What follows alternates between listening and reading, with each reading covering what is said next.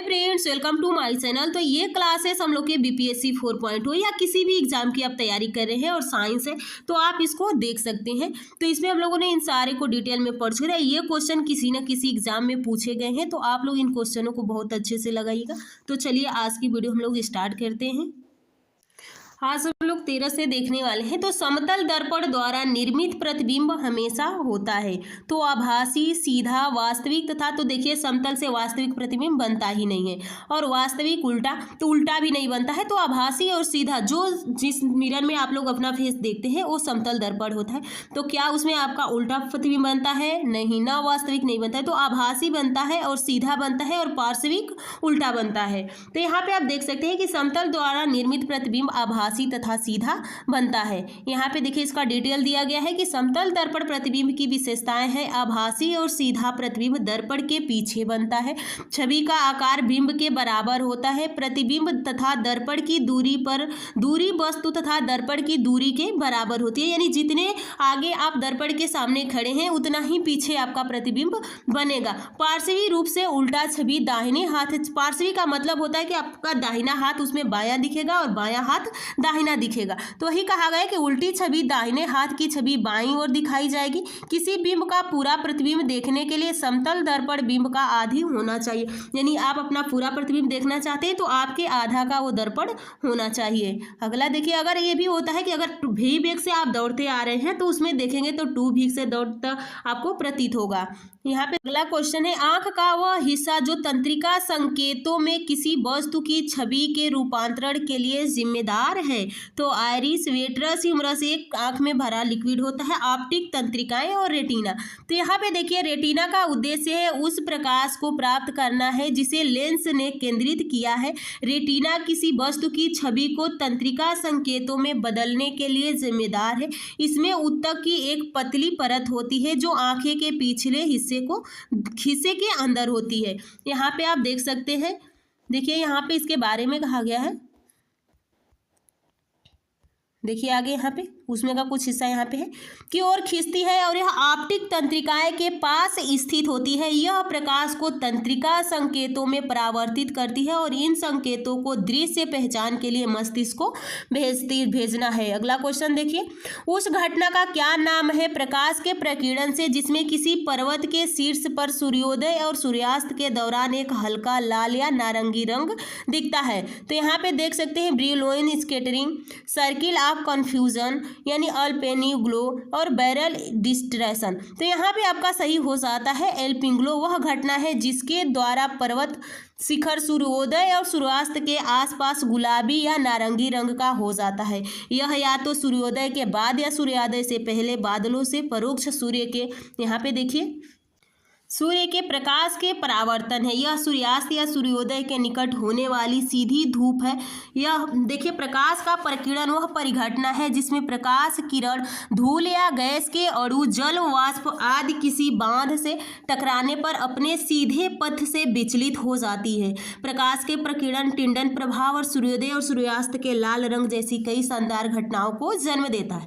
तो देखिए अगर कलर की बात हो तो वहाँ पे प्रकीर्णन होता है, लेकिन अगर भ्रम वाली बात हो कि सूर्य बड़ा दिखता है या छोटा दिखता है या पहले दिख जाता है या बाद में दिखता है तो वहां पे अपवर्तन होता है। अगला क्वेश्चन देखिए, यहाँ पे देख सकते हैं सूर्य द्वारा उत्सर्जित प्रकाश का रंग क्या है?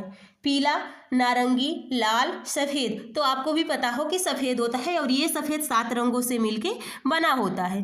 तो देखिए यहाँ पे सूर्य द्वारा उत्सर्जित प्रकाश सफ़ेद होता है जिसमें हल्के लाल, नारंगी, पीले, हरे, नीले, इंडिगो और वायलेट की सभी दृश्य आवृत्तियाँ शामिल होती हैं जो सभी इंद्रधनुष के रंग बनाती हैं। और रंग पैटर्न को याद रखने के लिए एक शब्द याद रखिए विबग्योर, जो शुरुआती अक्षरों से उल्टे क्रम में बनता है। तो आगे देखिए अगला क्वेश्चन क्या है।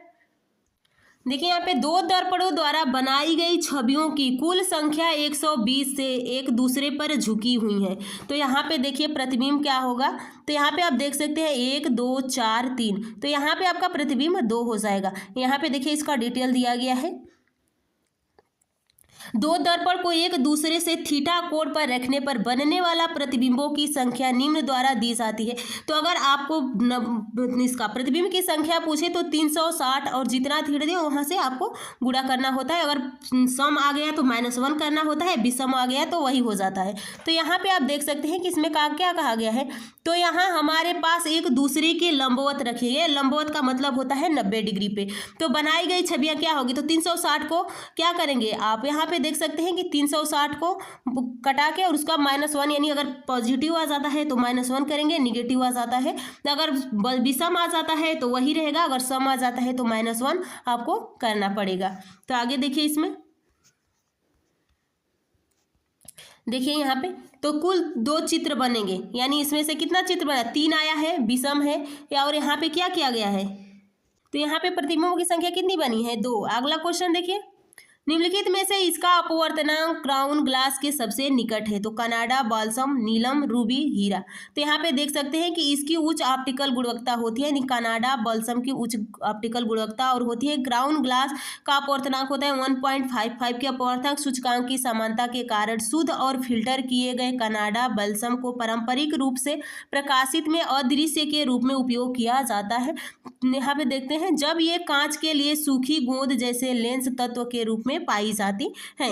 यहाँ पे देखिए, एक माध्यम से दूसरे माध्यम में जाने पर मूल पथ से प्रकाश के विचलन की घटना कहलाती है बाधा, परावर्तन, विपवर्तन और अपवर्तन। तो ये होता है आप लोग का अपवर्तन हो जाता है। तो अगर विरल से सघन में जाए तो अभिलंब की ओर झुकेगा, अगर सघन से विरल में जाए तो अभिलंब से दूर जाएगा, अगर विरल से विरल में जाए तो कोई चेंज नहीं होगा, या सघन से सघन में जाए तो कोई चेंज नहीं होगा। देखिए, प्रकाश की किरण की इस विरल माध्यम हवा से सघन माध्यम में जाने पर, यानी हवा से पानी में अभिलंब की ओर, तथा सघन माध्यम से विरल माध्यम में जाने पर अभिलंब से दूर मुड़ने की प्रक्रिया को प्रकाश का अपवर्तन कहते हैं। यहाँ पे देख सकते हैं, जब एक पेंसिल को पानी में भरे ग्लास में रखा जाता है तो पेंसिल टेढ़ा दिखाई देती है। एक सिक्के को पानी से भरे टब में रखा जाता है तो सिक्का टब के तल से ऊपर दिखाई देता है। आज का ये लास्ट क्वेश्चन है, बाकी का हम लोग अगले वीडियो में देखेंगे।